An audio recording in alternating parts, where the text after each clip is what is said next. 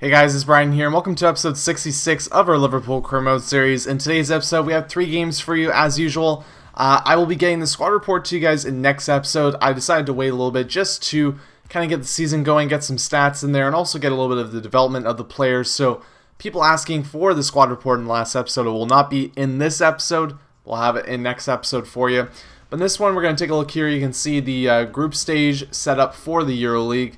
And we get pretty much a nice group. You can see here no real difficulty I think that we're going to have in this. Motherwell probably the toughest challenge for us in our group. They're actually kind of avoiding some other teams here that could have been a little bit more challenging for us, so that's nice to see. We're going to hopefully have a good group stage in the EuroLeague and use that to our advantage to get a nice seeding for ourselves going into the round of 32. With that said as well, we'll be playing 3 games in this episode, and we'll also be looking at the transfer deadline. We're not going to be making any more moves as we made our moves early on. Usually for the September transfer deadline, I like to make the moves early, have the players in the team, then have an idea for sure that we're really happy going ahead, don't need to make any other moves, we're all good to go, and use that to my advantage rather than, you know, kind of waiting till last minute and, you know, potentially hurting yourself by doing that, because then if you have a player that you brought in that you didn't like, then you're kind of screwed because you don't really know. January is kind of the take a chance on something window rather than, for me at least, the summertime is the time to make those transfers, make those moves. So we'll have that as well after this game against Leicester. And on top of that too, we'll also be going to our job with England, playing a couple of games there. Those will be sim games though, and we'll see how we're doing in our European qualification, I believe it is, we're on right now. But yeah, the first game of this episode is against Leicester City, and this is a team that I played with just continuously in FIFA 12. So I have a bit of affinity for this team. I was really happy to see them get called up and promoted to the Premier League. It's nice to see, you know, those sides that aren't always the same teams getting recycled again and again, getting called to you know, join the teams that are already in the Premier League. And you know, it is really just kind of like this randomization when it comes down to the promotion of teams going ahead here. But at the same time too, it is cool to see those different teams because it gives me an option of playing a different side than I'm kind of, you know, the recycled ones that we get used to after years and years playing in the Premier League. But you can see here they have a penalty early on in this game, and it goes off the post there, which is a nice little break for us. And pretty much in this one, we were doing most control of the game as you'd expect, but not too many chances to start off the first half overall, as we'll finish up the first half at a 0-0 draw. And I've kind of talked about this in the past too, but one of the things that I'm really hoping for in FIFA 14 is the fact that I'm hoping that there's going to be more actual change in the squads, change in the ratings, and a little bit more actual, maybe realistic simming in regards to teams that, you know, get, you know, relegated. They come back all the time in FIFA currently right now. I'd really like to see a bit of a change of that, and hopefully we're going to see that a bit more and kind of get sides like Leicester in and hopefully see them around for a little bit more rather than seeing Bolton you know, come up every single season after being relegated. So we get a goal here in the 58th minute, and kind of keeping with the whole tune that we've been doing all this season. It's a bit of a grimy goal. We aren't getting those really nice goals, but I'm accepting them completely because, you know what, we're fighting for those balls inside the penalty area and taking our chances and putting them to good use, which in a lot of ways I'm pretty happy that we're actually, you know, doing pretty good to start the season overall. Here we get a penalty which was deserved right on the edge of the box. We're going to put Suarez up to the plate. He's going to kick this one right in as he normally does, and we're up 2-0 in this game now. So even though we had a little bit maybe of a shaky start in this one, it's a team that obviously is a lower rating than us, and I was never really completely worried against them. We get the 2-0 lead to make this one a little bit more comfortable there. They had a chance coming in from the wing there that could have been deadly, but we're going to get one here with Austin as the game is winding down as we bring him on, and that's going to lead to a corner as Afly puts it into the box. Not really going to get anything coming off of that though. And yeah, this one, you know, is going to close out. We're going to get another win here, guys, which is nice to see for us. And this one is a nice one, even though it's against a team that I'm not necessarily cheering for in any way. But like I said, I have that special affinity for since I played with them quite a bit in FIFA 12. But yeah, it's a 2-0 win.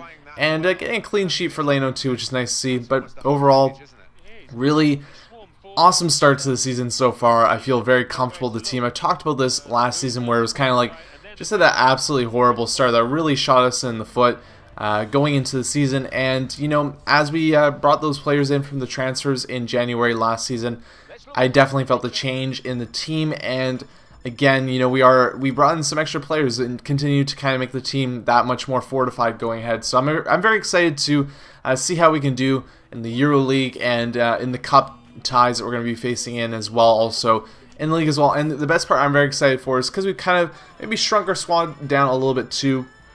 We're going to have to really manage our squad, and you're going to start to see that a bit when we have games coming up, 2 days between each other, and those matches that we're going to have to really kind of figure out what we're going to do exactly. So the biggest transfer here you can see is Lavezzi going to Newcastle, and they brought in Rodrigo and Lavezzi in the past 2 transfer deadlines.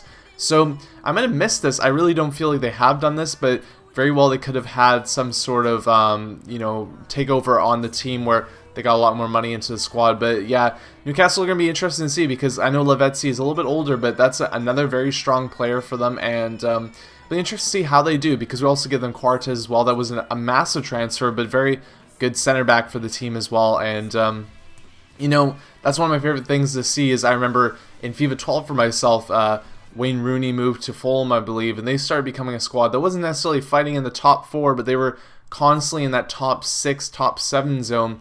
And Manchester United also started kind of falling off a bit there as well. And the other really one that was interesting for me in my big career mode that I had for FIFA 12 was that Cristiano Ronaldo moved to Manchester City, and they had to pay a lot of money to make that happen.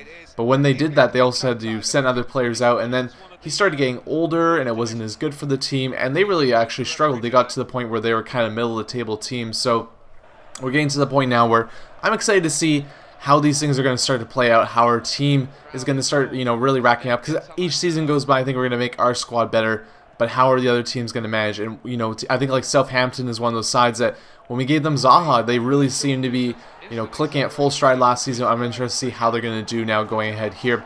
So we're playing Exeter City in the Capital One Cup here, which is probably the weakest team that we've had to face in our whole career mode. And I was excited to face a team similar to like that 2-star or that 1.5-star type of zone, because we haven't really had the opportunity. So this game, yes, we started our some of our stronger players you're seeing here, but really we went for a pretty much second string squad across the board.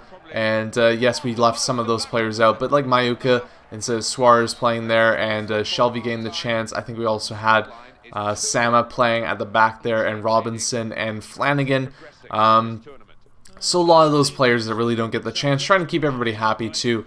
And you can see that I was a little bit worried actually going into this game. I was thinking to myself, it's going to be a bit dangerous playing against a side like this where we've done that in the past.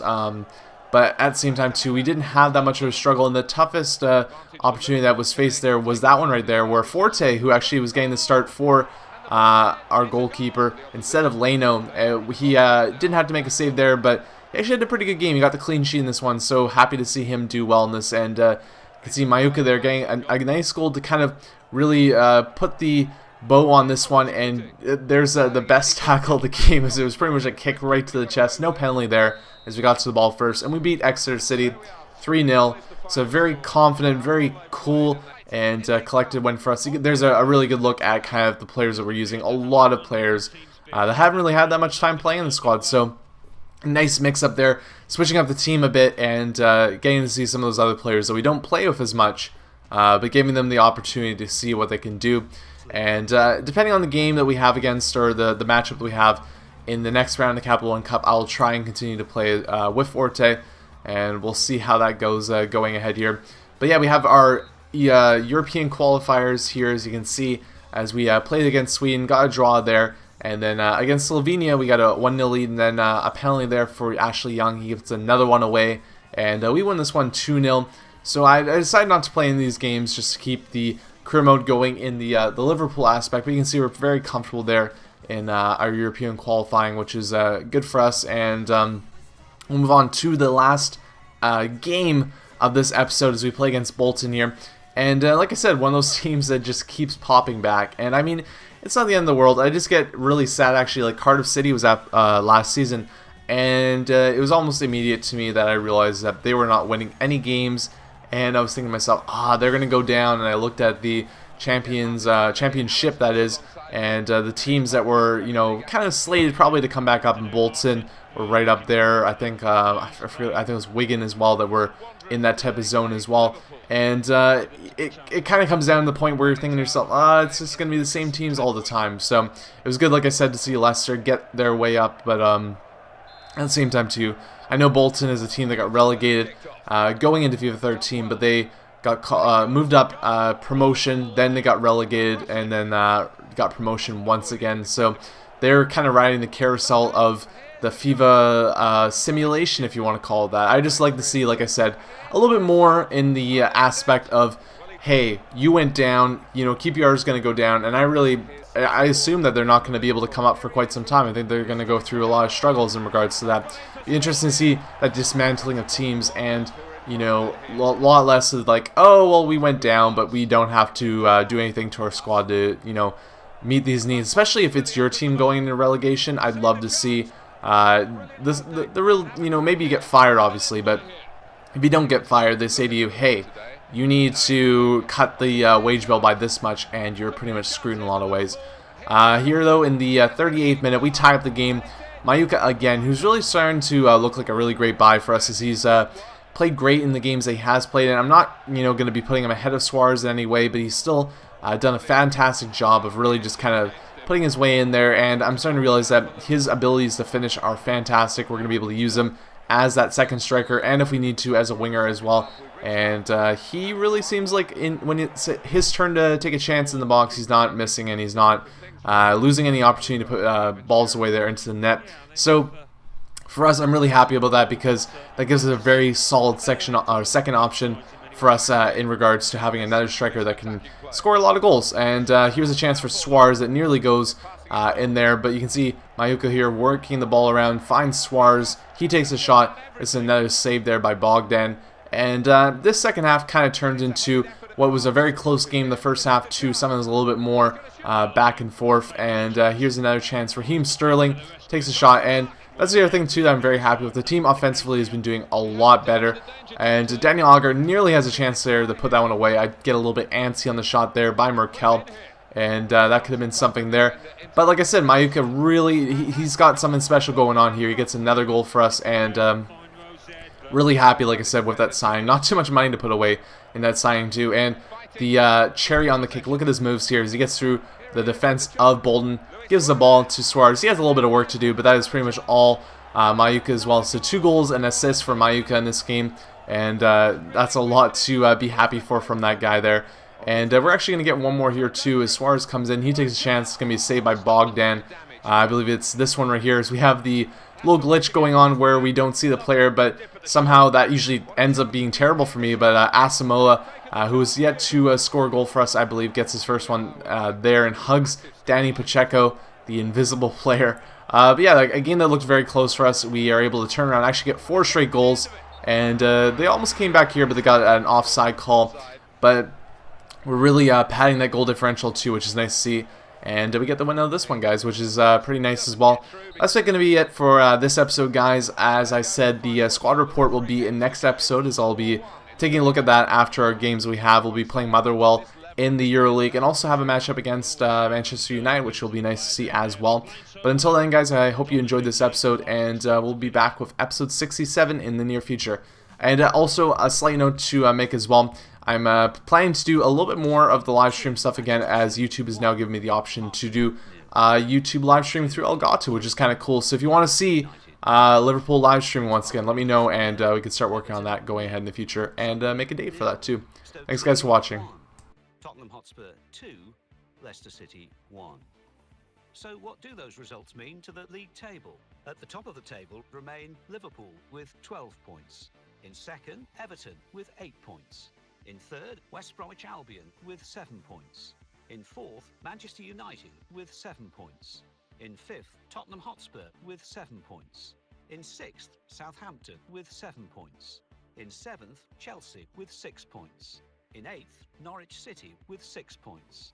Bottom of the table, Leicester City with no points. And then reading up the table, second bottom, Blackburn Rovers with no points. Third bottom, Arsenal with 2 points. Fourth bottom, Fulham with 2 points. Fifth bottom, Newcastle United with 4 points.